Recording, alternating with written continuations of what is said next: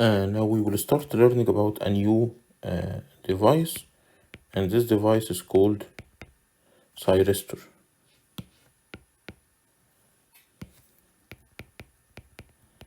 So we learned about diodes, and now we will learn about thyristors. And thyristors are simply a controlled diode. So the thyristor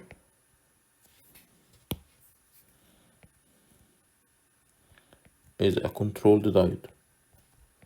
So it's a diode, but it has a gate. So it has anode, cathode, plus another terminal here called a gate. And this is the symbol we use for thyristors. So there is a voltage across the thyristor, V anode cathode, or we name it as V thyristor. And there is a current going I thyristor. So we'll use TH to account for thyristors. And thyristors will have an extra current here called I gate. Now, if we look at the voltage current characteristic, the V thyristor, I thyristor characteristic, or the VI characteristic, VI, and this is the exact characteristic. So here, when it is reverse bias, it is pretty much a diode. So this voltage is a breakdown voltage, and this zone here is forbidden. So it's just one time for the thyristor or the diode to go into this zone to damage. So this is a non-return zone, or this is a damage zone.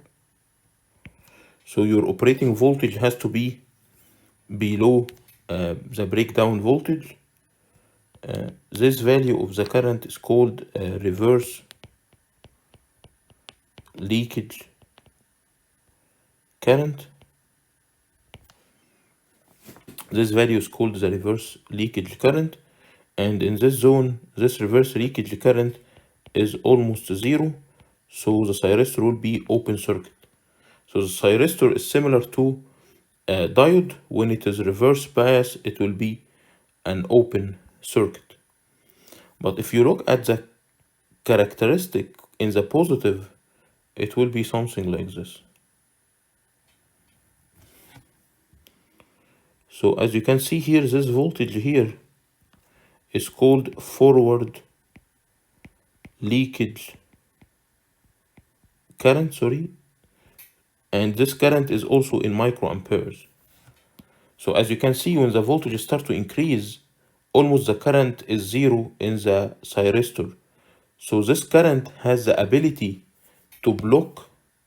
So it has the ability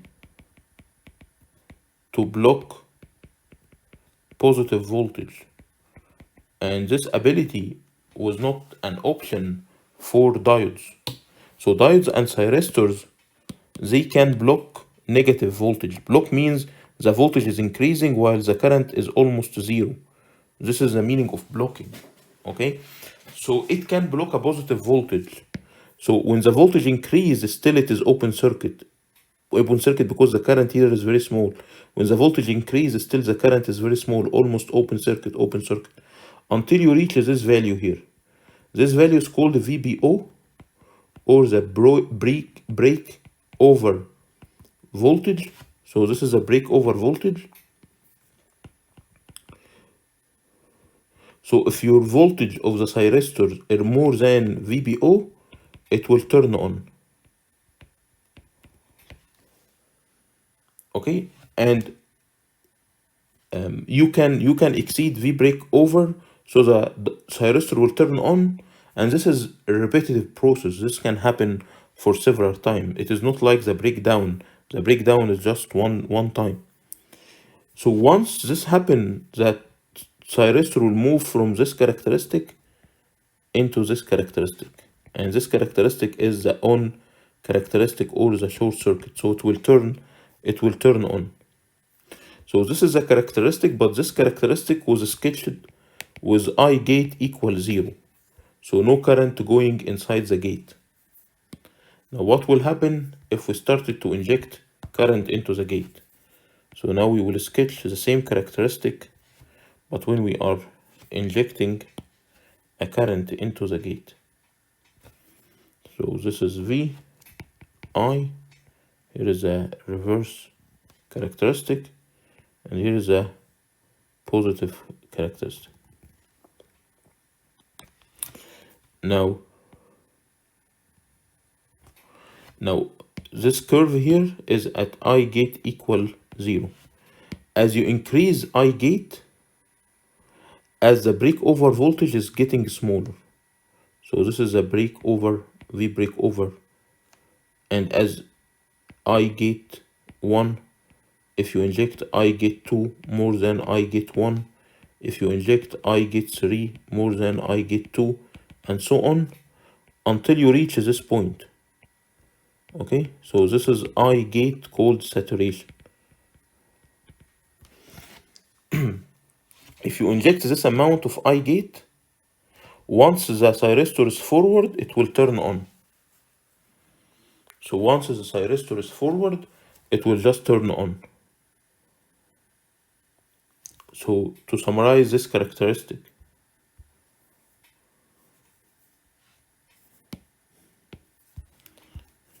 if the circuit voltage is less than VBO, this one here,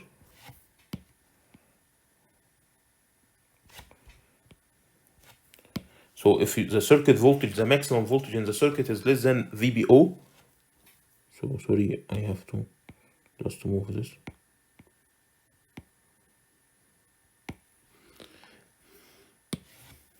The thyristor will never turn on. Okay, so if your voltage is less than VBO and the I gate equals 0, the thyristor will never turn on. So the thyristor will turn on if you gated it, if you give it I gate, which means that the thyristor is a controlled switch. You have a control over the thyristor. You are controlling the thyristor by I gate. So for the thyristor to turn on, there is two conditions. First condition, it is forward biased, which means that V thyristor is more than 0. So you are in this part of the curve. And the second condition is you inject I gate more than I gate saturation. So it can turn on at almost 0 voltage and it act as a switch. Okay? So these are the two conditions for the thyristor to turn on. It has to be forward biased and you have to inject I gate more than I gate saturation. The second question is I gate a continuous current, or in other terms, should we keep I gate flowing to keep thyristor on?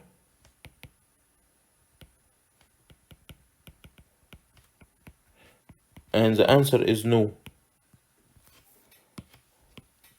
You don't need to keep I gate to keep the current inside or to keep the thyristor on. So what is the condition? So here is I gate and here is I thyristor. Please differentiate between I gate and I thyristor.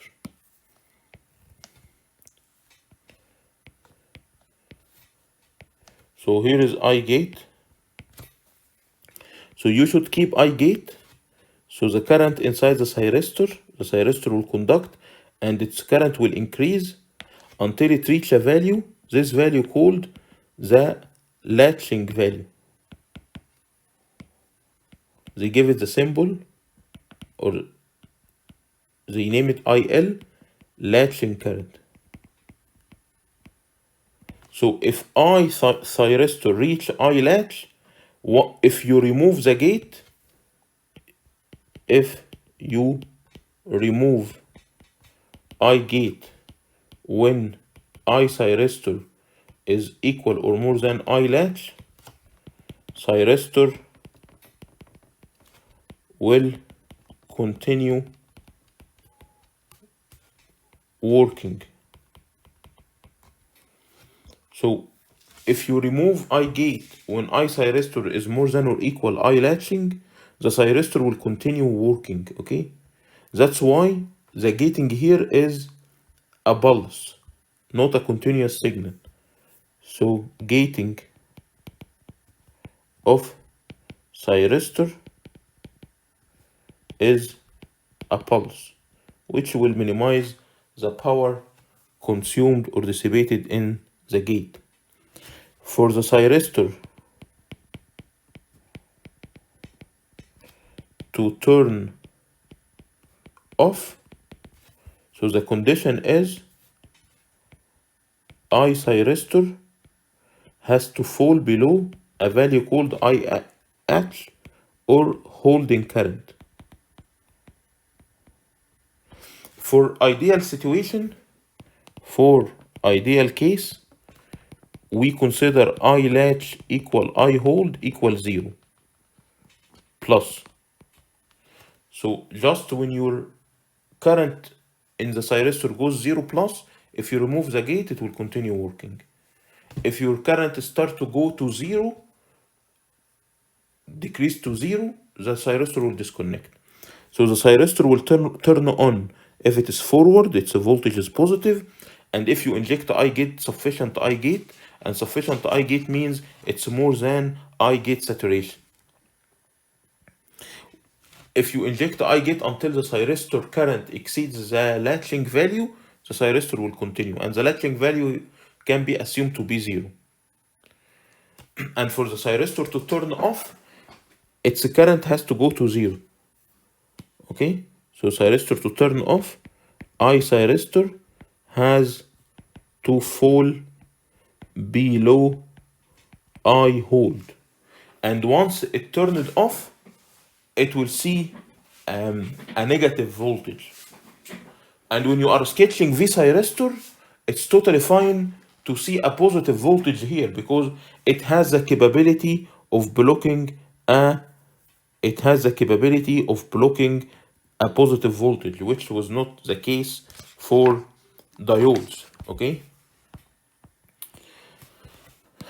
now if we go to a typical data sheet, so this is a 30 amp 1200 volt SCR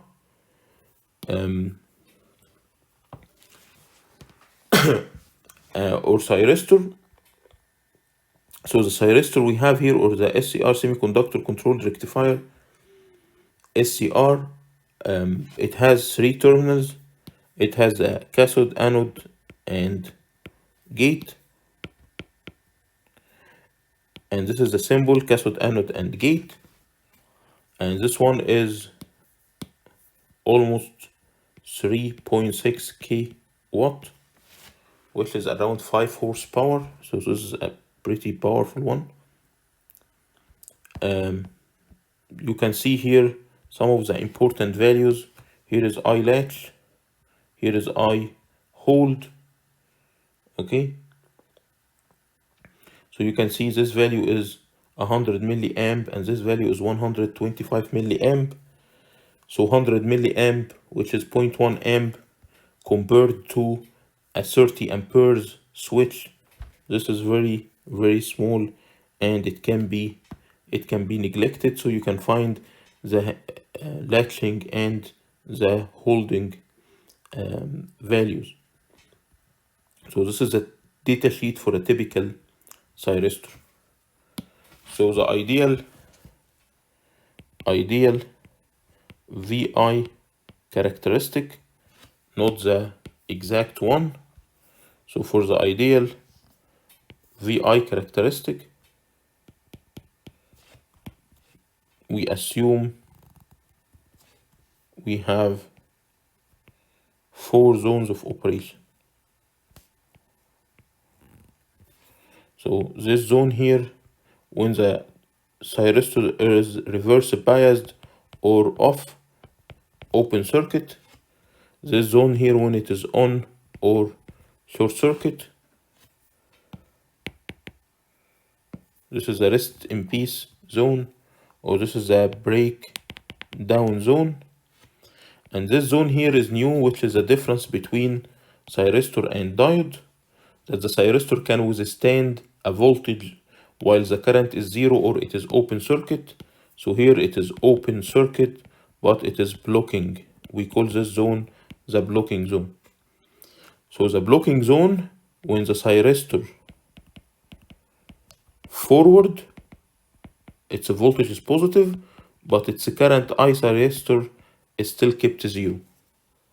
And to move between the blocking to the on, you need I gate to move between these two modes of operation.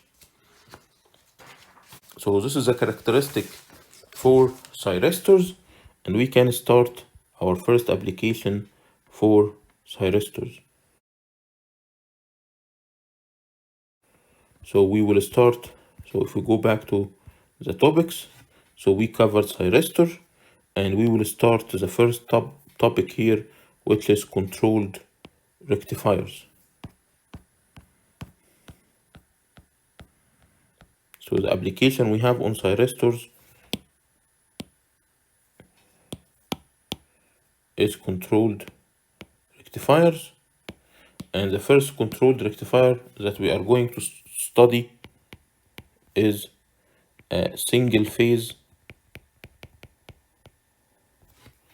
half wave rectifier controlled supplying R load.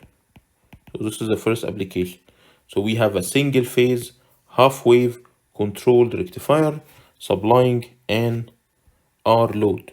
So if we sketch, we have our V source, then we have transformer, as we mentioned last lecture, then we have our thyristor, and then the load is actually only an R load. So here, this is V input to our circuit, this is our V out, I out, I thyristor, V thyristor. Now we need to sketch the waveform, or the waveforms we have. So we start by sketching the input voltage. So here is peak, 0, peak, 0, peak. So here is Vn, Vmax minus Vmax. Now we need to sketch V out. We need to sketch I out. And we need to sketch V thyristor. So if we look at this circuit here,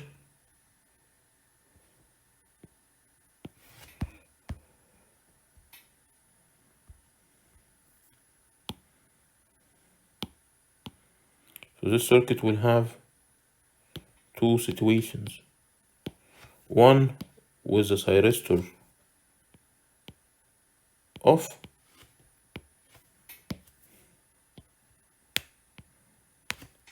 and one when the thyristor is on. So here is thyristor on, and here is thyristor off. Now when the thyristor is on, V out equal Vn, V thyristor equal 0, I thyristor equal to I source equal to I out equal V out over R. When the thyristor is off, I out equal I source equal I thyristor equal 0, V out equal I out R equal 0, V thyristor equal Vn. The question is when we should use these rules and when we should use these rules, or when the thyristor will be on and when the thyristor will be off. So if we go here, when the source is positive, so this terminal is positive and this terminal is positive, so during this time the thyristor is forward bias. And when the thyristor is forward, it is different from diode. If we have a diode, the diode will start to conduct here, it will turn on here. Why? Because the characteristic of the diode, if we look at the diode characteristic, the VI characteristic, when the voltage is positive, it will turn on, okay? But for the thyristor, if we look at the VI characteristic, to turn on, we need this I gate. If we don't have this I gate, the thyristor will not turn on until we reach VBO. And we said that V maximum of the supply will be much less than the breakover voltage to keep the thyristor controlled.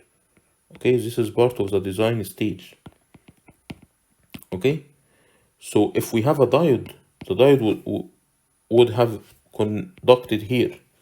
But because we have a thyristor, the thyristor can block a forward voltage.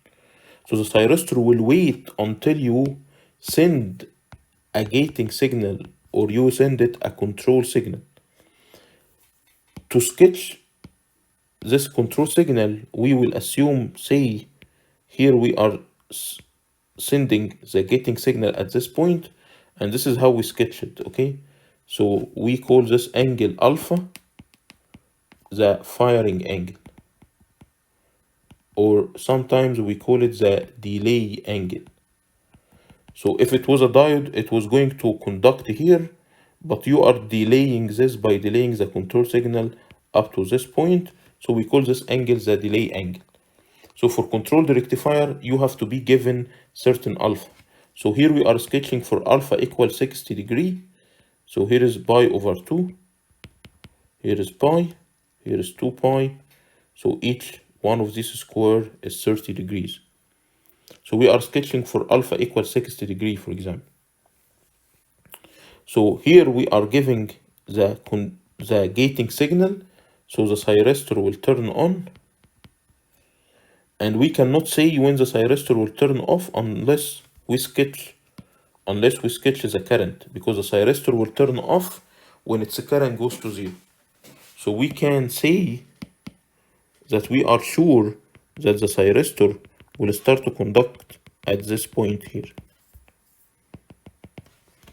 Once the thyristor is starting to conduct, we will use the on rules here.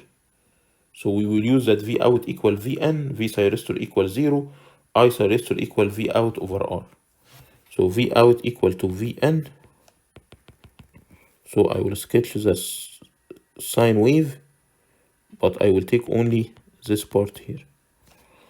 I out equal to, so V out equal Vn, I out equal to V out over R.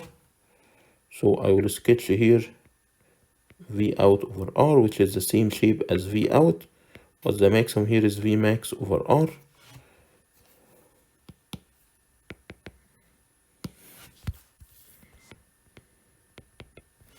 And the maximum here is V max. As you can see here, the current is following the voltage because the current is V out over R. So when V out is 0, the current is 0. So we can go up here and say the thyristor will stop conducting here and it will be off. And it will be off until you send another signal or another firing here. So it will be off until you send another signal here. So here, after this 0, we will wait 60 degrees again and we will send another alpha. So V thyristor during this time is 0. Now up to this point here, thyristor is off.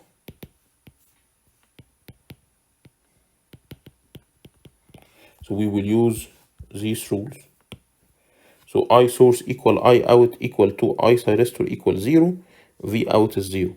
So V out is 0. I out is 0. And V thyristor equal V input. So what we will do, we will copy this part of V input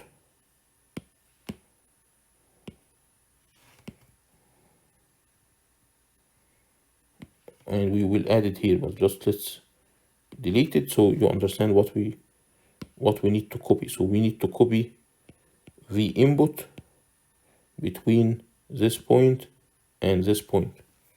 So we need to copy V input between this point here and this point here.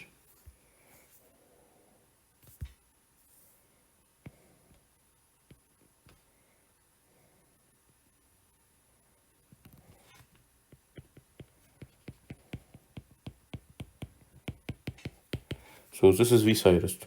Now as you can see, V thyristor has a part positive here. This is a positive voltage, which is totally acceptable for thyristor because thyristor can block a positive voltage. We cannot see this for diodes as we mentioned before. And because of symmetry, so this is the beginning of the second part, which means it is the same as this part here. So to be consistent, we can add this part here, we can add it here. And these are the waveforms for Vn, V out, I out, and V thyristor. And as you can see that the peak inverse voltage is still Vm, and the maximum positive voltage is this value, which should be less than the breakover voltage, and it will be less than the breakover voltage. Now we need to find expression for the average and the RMS voltage and current. So if we look at V out, so this is the waveform for V out. Just to be consistent, let's move it here. So here is alpha, here is pi, and here is 2 pi. And here we have V max, and this wave is a sine wave. So this is V max sine theta, and here is omega t. So this is a waveform for the voltage. So V out average equal to 1 over the duration. So the total duration is 2 pi. And the integration is available only from alpha to pi for V max sine theta d theta. This will equal to V max over pi. And the integration of sine theta is cos theta. And we will reverse the integration limits. So V out average equal to V max divided by pi 1 plus cos alpha. And here we go. It's function of alpha. It's function of alpha. And you control alpha. So you control V average. So what we can say that this circuit can be modeled as a variable battery. The value of the battery is Vm over pi 1 plus cos alpha, and you are controlling alpha. And that's why we call these rectifiers controlled rectifiers, because you can control it using alpha. Note, to get the diode equation, substitute for alpha as 0 because the diode will conduct without waiting for your alpha. So V out average, I don't know where is the 2 pi. So V out average will equal to V max over pi, which is the same case we had it before. So for any controlled case, if you need to see the uncontrolled case, just put alpha equal to 0. Now, for this equation, we can get the RMS.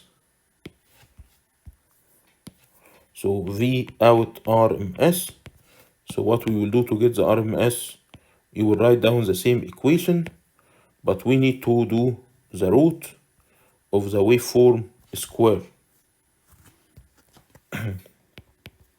So here we have V max 1 divided by 1 over 2 pi, and sine square will be 2 or half 1 minus cos double the angle inside the integration.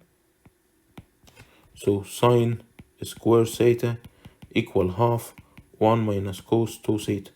This is the rule we use here. So here we have V max over 2 square root 1 over pi, and this integration will be theta minus sine 2 theta divided by 2, and it is from alpha to pi. So V out RMS will equal to V max over 2 square root 1 over pi multiplied by pi. Sine 2 pi is 0, so minus alpha plus sine 2 alpha over 2, or V out RMS equal to V max over 2 square root pi minus alpha plus sine 2 alpha over 2. And as you can see, that V out RMS equal to function of alpha. So you are controlling the average and the RMS. Don't forget that I out average equal V out average over R equal to V max over 2 pi R 1 plus cos alpha. I out RMS equal V out RMS divided by R equal to V max divided by 2R square root pi minus alpha plus sine 2 alpha over 2 divided by pi. So these are the expressions for I out average and I out RMS. One application for this circuit, which is the AC source here, and here you have a resistance. So think about this resistance as a heater, and you need to adjust the temperature inside the home by adjusting the power of the heater. So the power of this heater is V out RMS square divided by R, which is, if we use this equation, it will be V max square divided by 4R multiplied by pi minus alpha plus sine 2 alpha over pi. So as you can see that the power of this heater here is function of alpha. So you can have a small dial and you can adjust the temperature by just adjusting the firing angle alpha of this thyristor. Because if you adjust the firing angle of the thyristor, actually you are adjusting the power going to the heater, and if you adjust the power going to the heater, you will adjust the temperature. And this is one application for this circuit. So today what we studied, we learned about thyristors, and we started the controlled rectifiers as an application for thyristors, and for controlled rectifiers we studied only half-wave rectifier controlled supplying an R load, and as you are expecting we will take a full wave controlled rectifier supplying an R load and then supplying an RL load. We will repeat what we did for diodes, but for thyristors, now you know the effect of having an inductance and the effect of having a bridge, but instead of having 4 diodes, we will use 4 thyristors. Okay? So we will continue next lecture, and hopefully next lecture we will finish the controlled bridge, and then we will move to our last switch. Next lecture we will move to our last switch, transistors, and we will take one of the most important applications for mechatronics, the step down, step up 2-quadrant and 4-quadrant DC to DC converters, and we will see how we can do speed control using these type of converters. Thanks.